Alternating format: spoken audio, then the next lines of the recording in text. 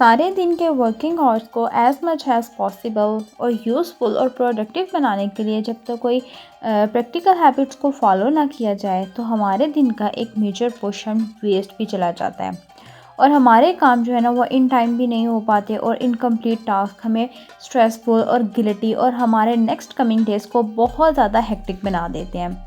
तो आज की वीडियो में कुछ आप लोगों के साथ हैबिट्स शेयर करूंगी जिनको आप फॉलो करके आप लोग स्ट्रेस फ्री और आप प्राउड फील करेंगे। So let's get started. अस्सलाम वालेकुम my YouTube family, hopefully you are all doing good. अल्हम्दुलिल्लाह आई एम आल्सो गुड। सुबह टाइम से उठने की हैबिट जो है ना वो फॉलो करके हमें पूरे डे टाइम के मैक्सिमम आवर्स मिल जाते हैं और घर के ज़्यादा से ज़्यादा काम निपटा लेते हैं और हम प्लस इवनिंग में भी जो है ना वो दूसरे काम करने का एक्स्ट्रा काम करने का हमें टाइम मिल जाता है। तो क्या होता है कि जब भी मैं सुबह उठती हूँ तो हमेशा जब भी अपना फेस वगैरह टीथ ब्रश करने के बाद अपनी वेंटी वगैरह या फिर मिरर को किसी भी एक्स्ट्रा कपड़े से मैं हमेशा इस तरह से क्लीन कर लेती हूँ, क्योंकि ये वॉशरूम क्लीन ही होता है, मेरा वॉशरूम है, इतना यूज़ नहीं होता, मैं ही जाती हूँ इसमें या मेरे हस्बैंड यूज़ करते हैं, तो टाइमली इसको क्लीन कर लेती हूँ मैं। अच्छा, उसके बाद जो है ना सबसे पहली हैबिट है वो मेक योर बेड। उठते साथ ही जो है ना मैं बेड को अच्छे से क्लीन कर लेती हूँ और रूम की बाकी चीज़ें जो है ना वो समेट लेती हूँ। समेट लेने से क्या होता है कि हेल्पर के आने से पहले ही आधी जो है ना वो क्लीनिंग हो जाती है और बहुत ज़्यादा मैस भी नहीं होता। इससे क्या होता है कि मेरा रूम हमेशा साफ़ सुथरा रहता है और मुझे जब मेड आ जाती है ना सिंपल उसने झाड़ू उठानी होती है और बस क्लीनिंग करनी होती है। तो ये देखें कितना अच्छा टाइमली जो है ना रूम क्लीन हो चुका था।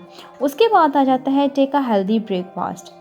हम सब लेडीज़ में से ना काफ़ी खातून जो होती है ना वो सुबह उठते ही मुंह हाथ धोकर ना बस घर के कामों में लग जाती हैं बिना अपना ख्याल किए।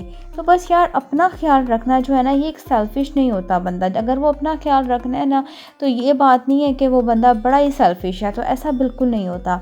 हमें एक्टिव रहने के लिए, अपने अंदर फ्यूल डालने के लिए ना खुद का ख्याल रखना ज़रूरी है। कोई अच्छा हेल्दी फूड लेना हमें बहुत ज़रूरी है।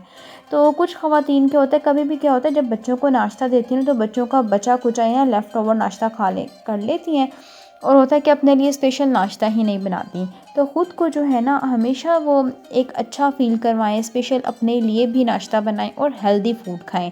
तो यहाँ पे जो है ना मैं अपने लिए ब्रेकफास्ट बना रही थी। पहले क्या क्या था, बच्चों ने स्कूल का टाइम था, बच्चों का मैं नाश्ता रेडी कर रही थी। आज जो है ना रात का सालन था, चिकन कढ़ाई और साथ में पराठे मैंने बच्चों के लिए बना दिए थे।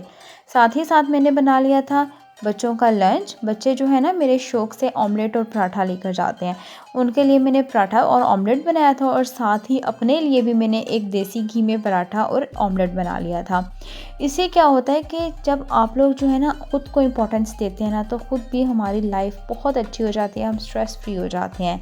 तो सिंपल यहाँ पे मैंने फटाफट से ब्रेकफास्ट बना लेती हूँ और साथ ही साथ मेरी कोशिश होती है मेरे हस्बैंड भी हो जाए और उनके लिए भी फ़ौरन ब्रेकफास्ट रेडी कर दूँ मैं। तो यहाँ पे जो है ना, या फिर आप लोग फ्रेश जूस का यूज़ कर सकते हैं। अब विंटर सीज़न आने वाला है तो मैं यहाँ पे स्पेशली चाय का ही यूज़ करती हूँ, लेकिन जैसे अब गर्मी वगैरह थी ना तो मेरी कोशिश होती थी किसी भी अच्छे फ्रूट का, आम का जूस ले लिया, शेक वगैरह का यूज़ मैं ज़्यादा करती थी, क्योंकि हम ख़वातीन को ना अपनी बोन्स भी स्ट्रॉन्ग रखनी चाहिए। उसके बाद हमें आयरन की डेफिशिएंसी हो जाती है, उसका भी हमें ख्याल रखना चाहिए, कैल्शियम लेना चाहिए, विटामिन डी का ख्याल रखना चाहिए।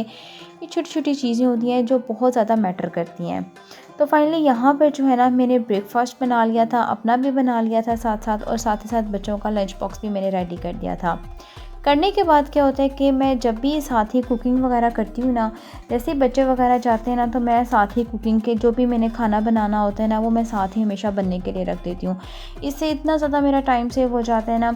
साथ ही मैं आटा भी गूँध देती हूँ और साथ ही साथ मैं क्लीनिंग करती हूँ। जैसे खाना रखा है ना चूल्हे पे बनने के लिए, साथ ही साथ में क्या होता है स्पाइस बॉक्स पड़ा होता है। ये हमारा ऊपर वाला किचन है, ठीक है। तो आज इसकी क्लीनिंग करनी थी तो मैं साथ से साथ जो है ना इसकी क्लीनिंग कर रही थी और मैंने साइड पे खाना भी बनने रख दिया था। इसका जो एक चूल्हा है ना वो मैंने बाहर की तरफ भी लगवाया हुआ है, ठीक है, क्योंकि अंदर बहुत ज़्यादा चिकनाहट हो जाती है अगर मैं कोई पराठे वगैरह बनाती हूँ। तो इस वजह से साथ ही साथ जितने भी होम अप्लायंसेस होते हैं उनकी क्लीनिंग कर लेती हूँ। इतना ज़्यादा टाइम बच जाता है।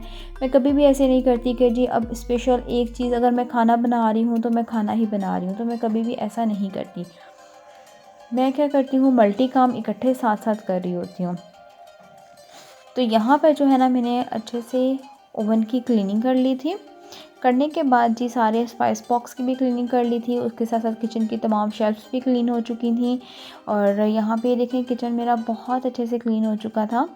उसके बाद जी मेरी जो बारी आ जाती है ना वो है वॉक की। जब मैं किचन के तमाम कामों से फ़ारिग हो जाती हूँ, अपने घर को अच्छे से समेट लेती हूँ और मैं नाश्ते के बाद वॉक करती हूँ, क्योंकि मुझे टाइम ही तभी मिलता है। आपको भी जब टाइम मिले आप लोग लाज़मी वॉक करें। वॉक जो है ना उतनी ही ज़रूरी होती है जितनी हमारे लिए खाना ज़रूरी होता है, ठीक है। वॉक हमारे लिए बहुत ज़्यादा ज़रूरी है। तो मैं हमेशा क्या करती हूँ, अपने घर को समेट के सबको नाश्ता दे के खुद भी कभी करती हूँ, कभी नहीं, या फिर मैं वॉक के बाद नाश्ता कर लेती हूँ। ये चीज़ें बहुत ज़रूरी होती हैं। उसके अलावा क्या होता है कि टेबल वगैरह की क्लीनिंग करनी होती है। हेल्पर के आने से पहले जो है ना मैं घर में बिखरी हुई चीज़ें, जैसे कि बच्चे रात को कंप्यूटर यूज़ करते हैं, बुक्स वगैरह अक्सर इधर ही पड़ी रह जाती हैं उनके, और बर्तन भी होते हैं। तो मैं सबसे पहले क्या करती हूँ कि अपना ये जो इसको सबसे पहले क्लीन कर लेती हूँ, क्योंकि मेड जो है ना वो कभी भी चीज़ें आके नहीं समेटती है, उसी तरह मेस पड़ा रहता है। तो इस वजह से मैं क्या करती हूँ, पहले इनको समेट लेती हूँ। फिर जो मेरी एक और हैबिट है वो प्लान योर डे। पूरे दिन के काम जो हमने करने होते हैं ना वो एक दिन मैं पहले ही जो है ना रात को सोते वक्त या फिर सुबह में जैसे ही मैं उठती हूँ ना तो मैं एक रजिस्टर पर नोट कर लेती हूँ, ताकि कोई काम भी जो है ना वो मेरा रह ना जाए और प्रॉपर टाइम जो है ना वो मैनेज हो इसमें ना। इससे क्या होता है कि मुझे बड़ी सेटिस्फेक्शन होती है और मुझे मेंटली सुकून होता है। फिर जी उसके बाद जो एक और हैबिट है, मेक अ लॉन्ड्री रूटीन।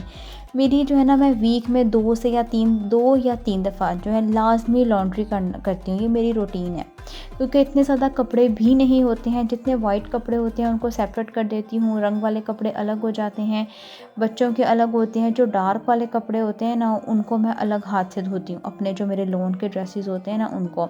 तो यहाँ पे जो है ना मैं 3 दफ़ा लाज़मी जो है ना लॉन्ड्री वगैरह कर लेती हूँ। और हमेशा जो है ना मर्दाना जो कपड़े होते हैं, अपने हस्बैंड की शलवार कमीज़ पहनते हैं, तो मेरी कोशिश होती है कि मैं उनको जो है ना अलग मतलब धूप में ना ज़्यादा खोलूँ, क्योंकि रंग वगैरह उड़ जाते हैं। और जब मैं जैसे ही मतलब लॉन्ड्री वगैरह करती हूँ ना, साथ ही साथ मैं मशीन में कपड़े डालती रहती हूँ और साथ ही साथ मैं अपने घर की क्लीनिंग करती हूँ। क्योंकि जो मेरी मेड है ना, हमारा घर अल्हम्दुलिल्लाह शुक्र अल्लाह का काफ़ी बड़ा है, तकरीबन 1.5 कनाल का हमारा घर है। तो जो हमारी मेड है ना, यहाँ पे बहुत ज़्यादा पैसे लेते हैं क्लीनिंग के।